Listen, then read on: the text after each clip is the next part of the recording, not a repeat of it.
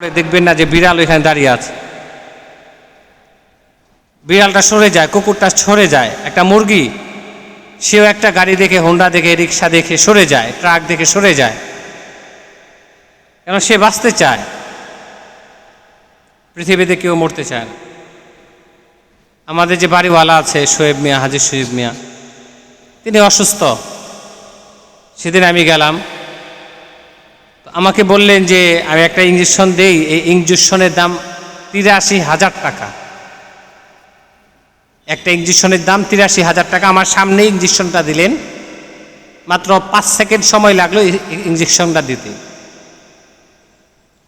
তো দেওয়ার পরে আমাদের বাড়িওয়ালা হাজি শোয়েব মিয়া বললেন যে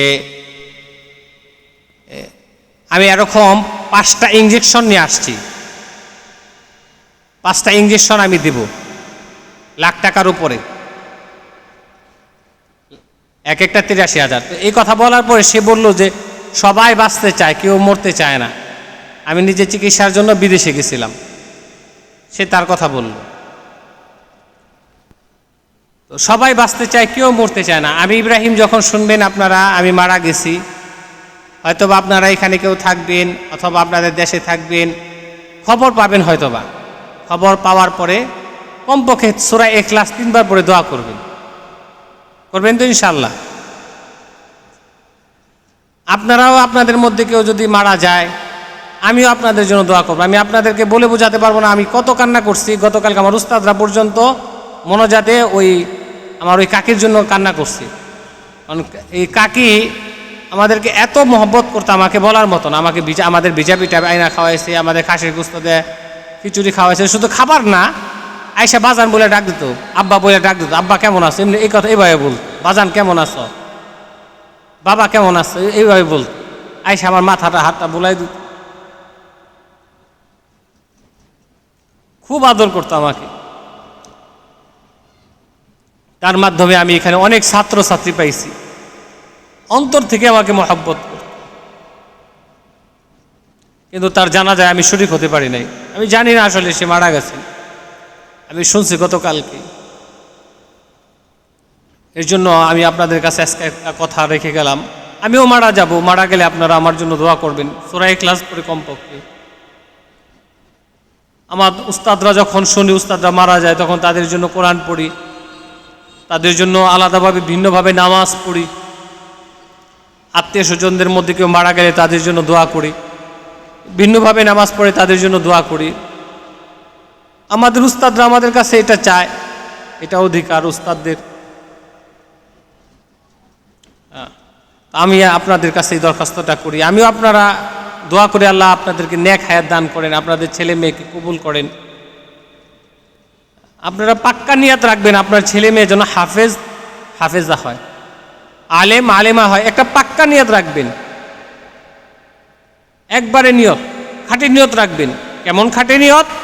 যে কারো যদি মামলা থাকে আর সেদিন হরতাল হয়, ওই মামলার হাজিরা তাকে দিতেই হবে। হরতাল থাকলেও সে সকালে ভোরে চলে যায়, যে কোনোভাবে সে হরতালের মধ্যেও কোর্টে পৌঁছাতে হবে, কারণ না পৌঁছালে জানে তাকে গ্রেফতার করবে। এটা হলো খাঁটি নিয়ত। তো খাঁটি নিয়ত রাখবেন যে আপনার মেয়ে, আপনার ছেলে মাদ্রাসায় পড়ে, আমাদের এই প্রতিষ্ঠানে পড়ে। আমি কিন্তু কখনো আমার প্রতিষ্ঠান বলি না ব্যক্তিগতভাবে, আমি সবসময় আমাদের বলি। মাঝে মধ্যে হয়তো আমার ভুলক্রমে হতে পারে। এই প্রতিষ্ঠানটা আমাদের সবার, আপনাদের সহযোগিতায় প্রতিষ্ঠান এগিয়ে যাবে ইনশাআল্লাহ। এই জন্য আজকে আমাদের এই মজলিসটা হলো বিশেষ করে যে সাজুর দাদি ইন্তেকাল করছেন, তার আত্মার মাগফিরাতের জন্য আমরা দোয়া করব। এবং আমরা প্রত্যেক সপ্তাহে মজলিসে বসতাম, আমি এখন সপ্তাহে না, মাসে কম একবার। কোনো অভিভাবক এখানে অনুপস্থিত থাকতে পারবেন না। প্রত্যেক মাসের শেষ বৃহস্পতিবার আমরা এখানে মজলিস করব। প্রত্যেক মাসের শেষ বৃহস্পতিবার আমরা মাসে একবার বসবো, 12 মাসে 12 বার। প্রত্যেক সপ্তাহে বসতাম। তো এখানে অধিকাংশ যে সমস্ত অভিভাবকরা বসছেন তারা মাদ্রাসার নিয়ম শৃঙ্খলা অনুযায়ী চলেন, আলহামদুলিল্লাহ। আর কিছু অভিভাবক আসে না, বসে না, তারা নসিহত শুনে না, মাদ্রাসার নিয়ম কানুন জানে না, বাচ্চা পড়ালেখায় খারাপ করে, পরে বদনাম করে আমাদের। কয়েকদিন আগে এক অভিভাবক এসে আমার এক শিক্ষকের নামে বদনাম করে গেছে। সে বদনামটা করতো না, সে যদি এই মজলিসে বসতো। এই জন্য এই মজলিসটা খুব দামিভাবে গুরুত্বভাবে নেবেন। আমরা প্রত্যেক বৃহস্পতিবার দিন বিরতির আগেই আমরা এখানে মজলিসটা আগে যেভাবে শুরু করতাম শুরু করব, যেন প্লে গ্রুপের বাচ্চারাও আসে। মাসে একবার কমপক্ষে এই কাজটাকে আপনি গুছিয়ে আপনি বসবেন, যে একটা কথা শুনবেন, এর মধ্যে আপনার অনেক হেদায়েত আল্লাহ তাআলা রাখবেন, নেক আমল করতে পারবেন। অনেক কোরআন হাদিসের কথা আমরা এখানে বলবো, এবং এক এক সময় এক এক আলেম আমি আনার চেষ্টা করব, তারা এসে আপনাদেরকে বয়ান শোনাবেন, নসিহত শোনাবেন। আপনাদের আবারও বলতেছে, যদি আপনাদের মধ্যে, আমাদের অভিভাবকদের মধ্যে বা যাদের বাচ্চা নিয়ে যায়, এদের মধ্যে কেউ মারা গেলে আমাকে একটু ফোন দিয়ে জানাবেন।